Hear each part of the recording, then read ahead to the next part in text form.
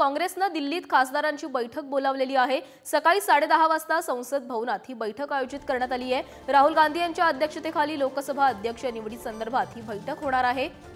तर आज काँग्रेसनं त्यांच्या खासदारांची बैठक बोलावलेली आहे आणि राहुल गांधी यांच्या नेतृत्वामध्ये ही बैठक होणार आहे। लोकसभा अध्यक्ष निवडीसंदर्भात या बैठकीमध्ये चर्चा केली जाईल।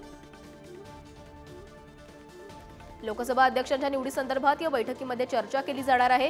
राहुल गांधी यांनी आपल्या खासदारांची ही बैठक बोलावलेली आहे। त्यामुळे आजच्या निवडणुकीसंदर्भात नेमकी काय चर्चा केली जाते, काय रणनीती ठरवली जाते याकडे सर्वांचं लक्ष लागलंय। या संदर्भात अधिक माहिती देत आहेत आमचे प्रतिनिधी शिवाजी काळे। शिवाजी, काँग्रेसनं आपल्या खासदारांची बैठक बोलावलेली आहे। आजच्या लोकसभा अध्यक्षपदाच्या निवडणुकीसंदर्भात चर्चा होणार आहे। आजची जी बैठक पार पडत आहे त्यामध्ये 100 पेक्षा अधिक खासदार काँग्रेसच्या सोबत असणार आहे।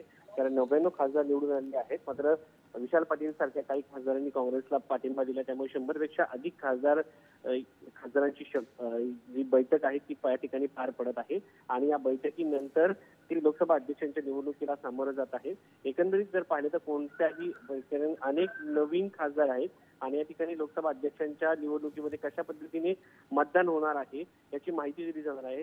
कारण इलेक्ट्रॉनिक पद्धतीने मतदान होणार नाहीये, कारण प्रत्येक खासदाराला त्यांची बैठक आसन व्यवस्था जी आहे ती देण्यात आलेली नाही। त्यामुळे स्लिपद्वारे हे मतदान होणार आहे आणि स्लिपद्वारे मतदान करताना नक्कीच शिवाजी, तर आज ही खासदारांची जी बैठक बोलावली आलेली आहे त्या बैठकीमध्ये नेमकं काय ठरते याकडे सर्वांचंच लक्ष लागले। धन्यवाद तुम्ही दिलेल्या सविस्तर माहितीसाठी।